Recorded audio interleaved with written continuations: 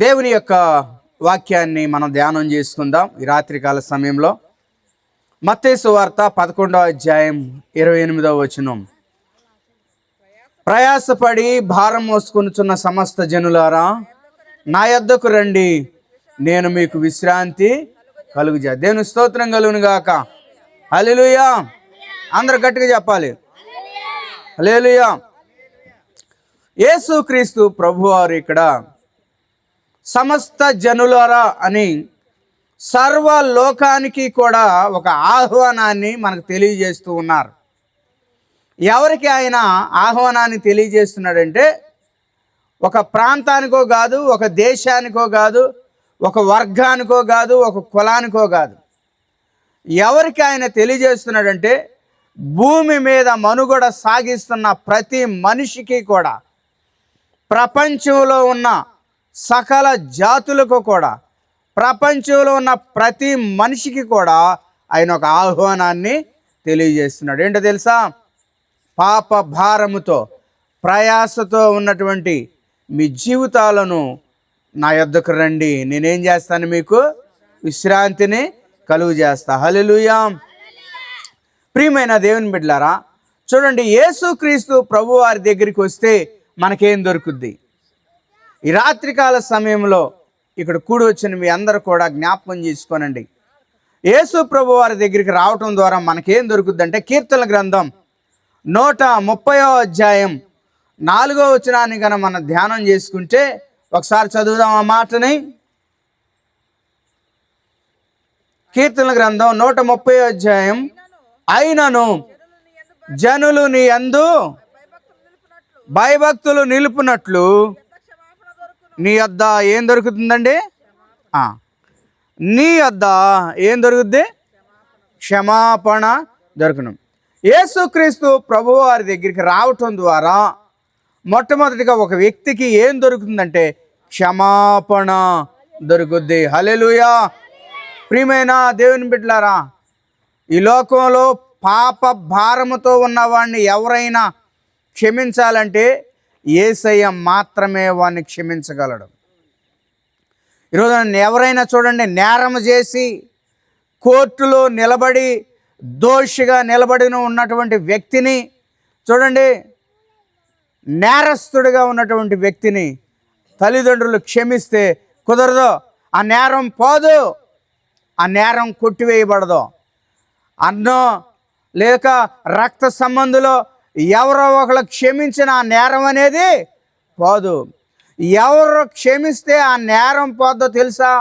అతడు విడుదల అవుతాడో తెలుసా? కోర్టులో జడ్జి గారు క్షమిస్తేనే ఆ నేరం అనేది కొట్టివేయబడుద్ది, అతను నిర్దోషిగా విడుదల అవుతాడు. ప్రియ దేవుని బిడ్డలారా, ఈ లోకంలో పాపములో శాపములో బ్రతుకుతున్న మనలని యేసుక్రీస్తు ప్రభువారు ఆయన రక్తము ద్వారా మనల్ని విమోచించడానికి ఆయన ఈ లోకానికి వచ్చాడు. హల్లెలూయా. యేసుక్రీస్తు ప్రభువారి దగ్గర ఆయన పిలుస్తూ ఉన్నాడు కదా, సమస్త జనులారా నా యొద్దకు రండి, నేను మీకు ఏం కలుగు చేస్తాను? విశ్రాంతి కలుగు చేస్తా. యేసు ప్రభు దగ్గరికి రావటం ద్వారా మనం ఏం పొందుకుంటామంటే ఆయన దగ్గర మనం క్షమాపణని పొందుకుంటాం. యేసుక్రీస్తు పాపాలను క్షమించే దేవుడు. ఆయన మాత్రమే పాపాన్ని క్షమించదు. ఎందుకో తెలుసా? ఆయన పాపము లేనటువంటి పరిశుద్ధుడైన దేవుడు. దేవుని స్తోత్రం కలుగును గాక. హల్లెలూయా. ఈ రోజున చట్టాలు ఉన్నాయంటే, ప్రభుత్వాలు ఉన్నాయంటే చూడండి, వారు చేసిన దోషాన్ని, వారు చేసిన పాపాన్ని, వారు చేసినటువంటి పనిని క్షమించలేకపోతూ ఉన్నాయి. కారణం ఏంటో తెలుసా? ఈ రోజున మనిషి చేసిన అతిక్రమం, పాపం చట్టమైన ప్రభుత్వమైనా క్షమించలేకపోతుంది. ప్రియమైన దేవుని బిడ్డలారా, క్షమించలేక వారిని ఎన్కౌంటర్ చేయటమో ఉరి తీసేయటమో జరుగుతూ ఉంది. కానీ నా ప్రభు సెలవిస్తూ ఉన్నాడు ఈ రాత్రికాల సమయంలో, సమస్త జనులారా నా యొద్దకు రండి, పాప భారముతో ఉన్న మీ అందరూ కూడా నా యొద్దకు రండి, నేను మీకు ఏమి ఇస్తానో తెలుసా? విశ్రాంతిని ఇస్తా. నా యొద్దకు రండి, పాపానికి క్షమాపణ మీకు దొరుకుద్ది. హల్లెలూయా. ప్రియమైన దేవుని బిడ్డలారా, బైబిల్ గ్రంథంలో మనం చూస్తే చూడండి, యోహాను సువార్త 8వ అధ్యాయం 6-11 వచనాల్లో మనం చూస్తే అక్కడ చదవవసరం లేదన్నమాట, ఆ సమయం లేదు, నేను చెప్పి వ్యభిచారంతో పట్టబడినటువంటి స్త్రీని యేసుక్రీస్తు ప్రభువారి దగ్గరికి తీసుకొచ్చారు. అక్కడ చూడండి, ఊరి జనమంతా కూడా ఆ వ్యక్తిని క్షమించలేక అప్పుడున్నటువంటి చట్ట ప్రకారం ఆమెను ఏం చేస్తున్నారంటే రాళ్లతో కొట్టడానికి వారు సిద్ధపడ్డారు. యేసుక్రీస్తు ప్రభువారు అందరి వలె ఆయన కూడా అలా అనలేదు, కానీ ఆయన ఆమెను క్షమించి మరలా నువ్వు పాపమో చేయొద్దన్నాడు. చూసారా, మనుషులు పాపాన్ని చూడండి ద్వేషించి పాపానికి శిక్ష విధించేవారు మనుషులైతే, ఆ పాపాన్ని క్షమించేవాడే మన యేసయ్య. హల్లెలూయా. ఏ రీతిగా ఆయన క్షమిస్తున్నాడు? 2026 సంవత్సరాల క్రితం పరలోకము నుండి భూలోకానికి ఈ లోకానికి వచ్చి నీ పాపములు మన పాపములు అందరి నిమిత్తం ఆయన సిలువలో బలి అయ్యి ఆయన రక్తము ద్వారా పాప విమోచన కలుగజేసి మనందరికీ కూడా క్షమాపణను ఆయన అనుగ్రహించాడు. హల్లెలూయా.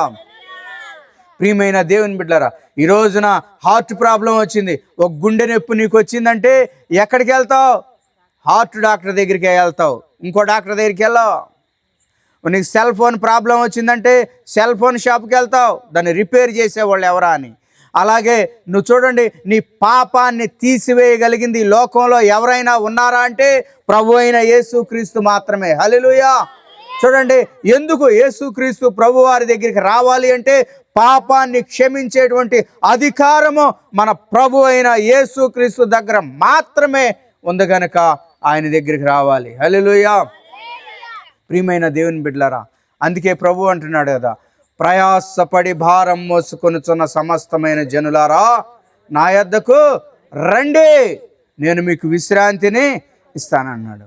ప్రియ దేవుని బిడ్డలారా, చూడండి, మొదటి తిమోతిలకు రాసిన పత్రిక 1వ అధ్యాయం 15వ వచనంలో మనం చూస్తే పాపులను రక్షించటానికి యేసుక్రీస్తు ప్రభువారు ఈ లోకానికి దిగి వచ్చాడు. ఆయన పరలోకములో సింహాసనము నుండి వీడి, దేవుని నుండి వీడి ఈ భూలోకానికి వచ్చి ఆయన నీ కోసం నా కోసం సిలువలో మరణించి ఆయన సమాధి చేయబడి 3వ రోజున తిరిగి లేచి ఆయన మరలా పరలోకానికి వెళ్ళాడు. నీ కోసం నా కోసం మరలా ఆయన మనల్ని తీసుకువెళ్ళటానికి ఆయన మరలా రాబోతూ ఉన్నాడు. దేవుని స్తోత్రం కలుగును గాక. హల్లెలూయా. ప్రియ దేవుని బిడ్డలారా, చూడండి, తీతుకు రాసిన పత్రిక 2వ అధ్యాయం 14వ వచనంలో మనం చూస్తే ఆయన మనల్ని క్షమించి సమస్తమైన దుర్నీతి నుండి ఆయన మనల్ని విడిపించాడు. హల్లెలూయా. ఇంత గొప్ప దేవుణ్ణి మనం కలిగి ఉన్నందుకు దేవుణ్ణి మనం ఎంతో స్తుతించాలి. ప్రియమైన దేవుని బిడ్డలారా, ఈ లోకంలో పాప భారంతో అలసిపోయిన ఇంకా మీలో ఎవరైనా ఉంటే క్షమించదగిన దేవుడు మన యేసయ్య. ఎవరు యేసుక్రీస్తుని దేవునిగా అంగీకరిస్తారో, యేసుక్రీస్తుని దేవునిగా నమ్ముతారో, ఆయన నా పాపముల కోసం చనిపోయాడు, ఆయన మరణించాడు, సమాధి చేయబడ్డాడు, తిరిగి లేచాడు, ఆయన పరలోకానికి వెళ్ళి మరలా రాబోతున్నాడని ఎవరైతే ఆయన యందు విశ్వసిస్తారో వారిని పరలోకానికి ఆయన చేర్చబోతున్నాడు. నీ పాపాన్ని క్షమించి పరలోక రాజ్యాన్ని ఆయన ఇవ్వబోతున్నాడు. దేవుని స్తోత్రం కలుగును గాక. హల్లెలూయా. యేసుక్రీస్తు దగ్గరికి రావటం ద్వారా ఏమి పొందుకుంటామంటే మొట్టమొదటిగా ఆయన పాపాన్ని క్షమించే దేవుడు కాబట్టి మనము పాప క్షమాపణ ఆయన దగ్గర దొరుకుద్ది.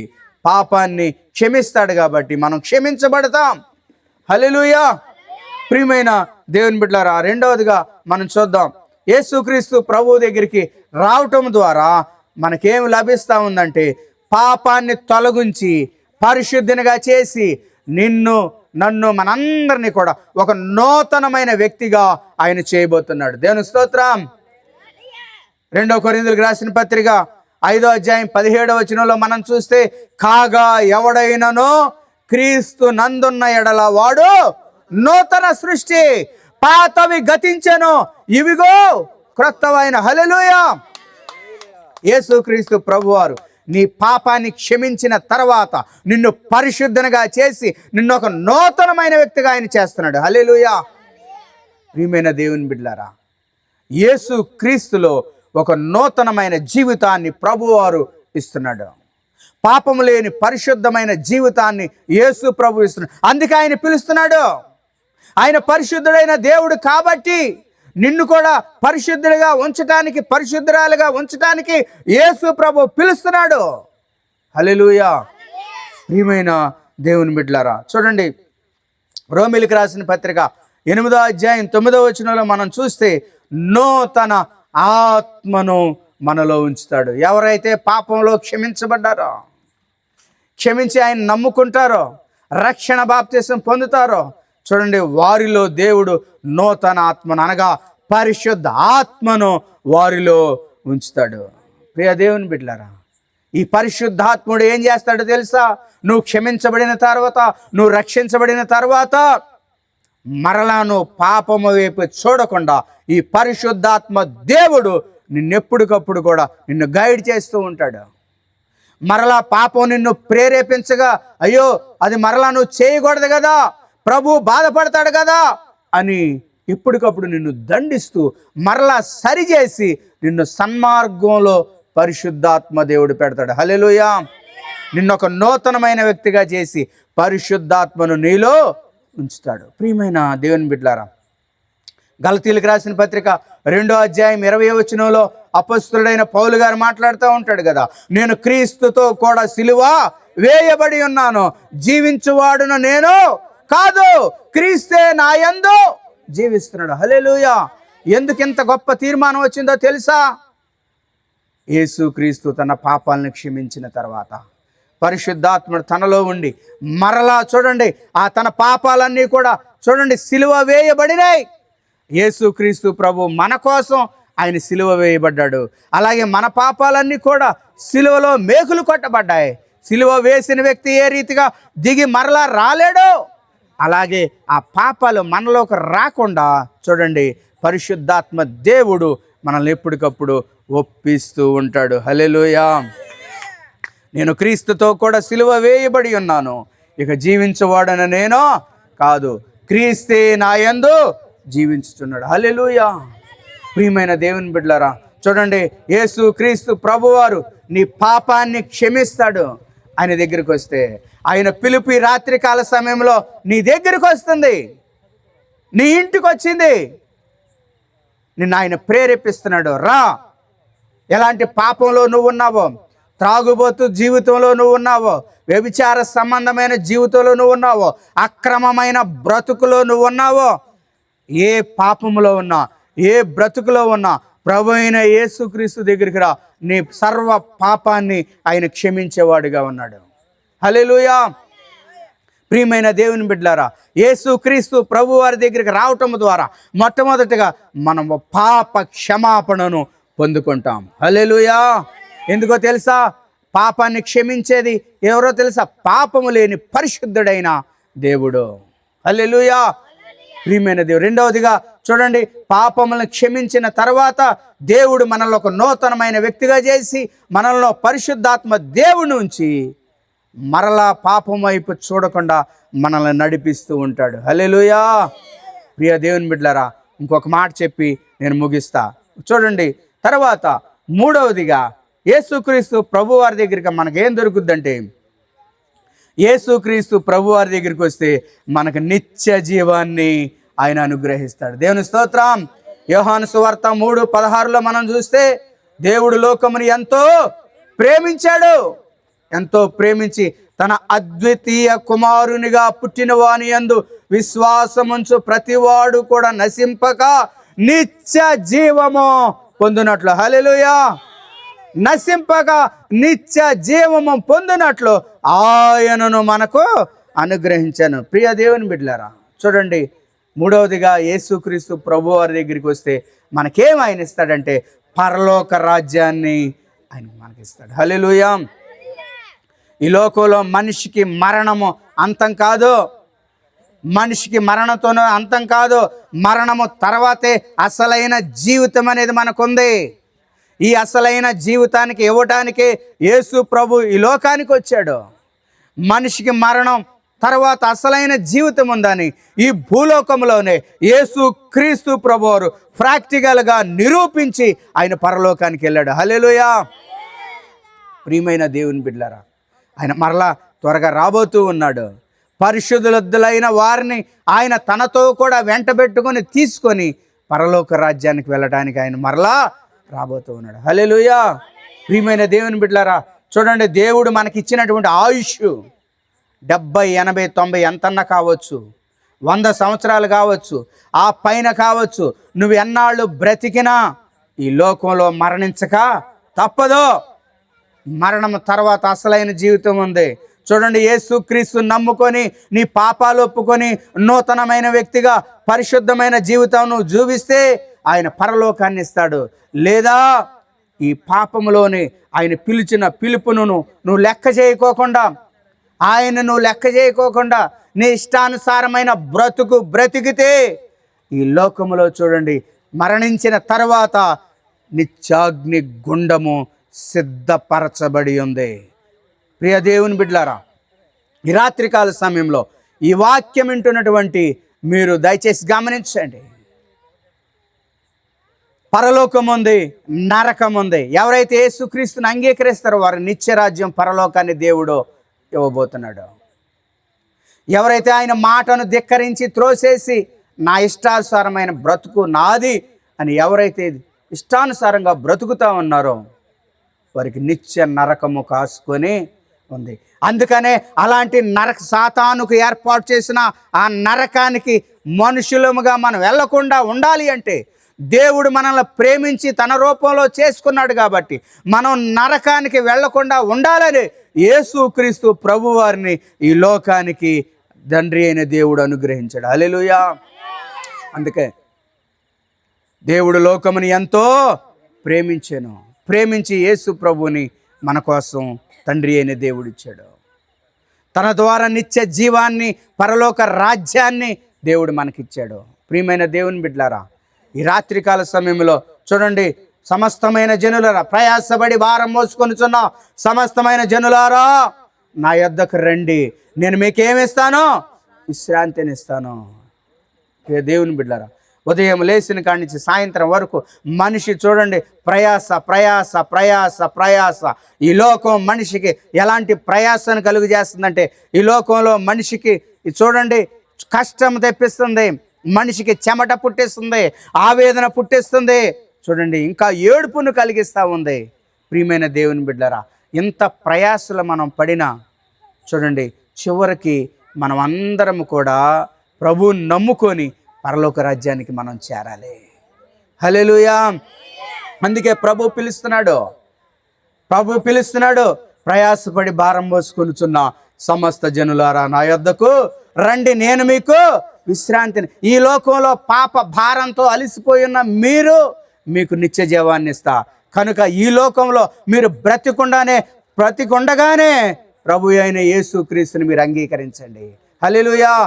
ప్రియమైన దేవుని బిడ్డలారా, చూడండి, మీకోసం ఇక్కడ ఉంటున్న ఈ ప్రాంత ప్రజలందరి కోసం దైవ సేవకుణ్ణి దేవుడు ఏర్పాటు చేసుకున్నాడు. హల్లెలూయా. చూడండి, ఇలాంటి సమయంలో మాలాంటి వారిని తీసుకొచ్చి మీకు సువార్తని వినిపింపజేస్తున్నాడు. ఎంతో భారం ఆయన మీద ఉంది. హల్లెలూయా. ఎవరు కూడా లెక్క చేయకోకుండా ఉండొద్దు.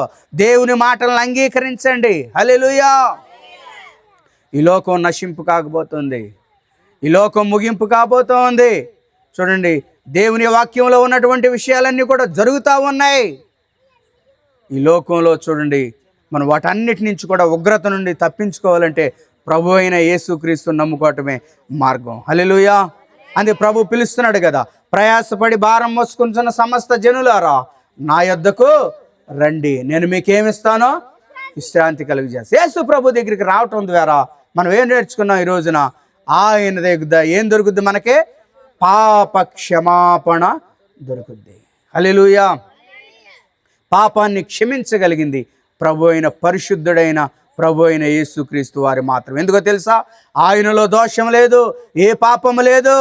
లోకములో దేవుళ్ళు అనబడేవారు ఎంతోమంది ఉండొచ్చు, కానీ పరిశుద్ధ దేవుడు అని పిలవగలిగిన వాడు నా యేసయ్య ఒక్కడే. గట్టిగా చప్పట్లు గట్టి స్తోత్రాలు చెప్పండి. హల్లెలూయా, దేవుని స్తోత్రం కలుగును గాక. ఆ పరిశుద్ధుడైన దేవుని నువ్వు నమ్ముకుంటే ఆయన నీకు నిత్య జీవాన్ని ఇస్తాడు. ఆ పరిశుద్ధుడైన దేవుని నమ్ముకుంటే ఆయన నీ పాపాలను క్షమిస్తాడు. ఆ పరిశుద్ధుడైన దేవుని నువ్వు నమ్ముకుంటే ఒక నూతనమైన వ్యక్తిగా ఈ రాత్రికాల సమయంలో ఆయన నిన్ను తీర్చబోతా ఉన్నాడు. హల్లెలూయా, నమ్ముకుంటావా ఆయన్ని? ఆయన్ని నమ్ముకో, క్షమించబడు, నూతనమైన వ్యక్తిగా తీర్చబడు, పరలోక రాజ్యానికి వారసుడు కండి. ఇట్టి మాటలు చూడండి, మీ ప్రాంతంలోనికి నీ సేవకుడు మీ కోసం తీసుకొచ్చాడు. వాటిని అంగీకరించి యేసు ప్రభువుని నమ్ముకోండి, మీ జీవితాలు ధన్యకరమవుతాయి, పరలోక రాజ్యానికి వారసులవుతారు. దేవుడి మాటలు మన కొరకు దీవించునుగాక. ఆమేన్, ఆమేన్.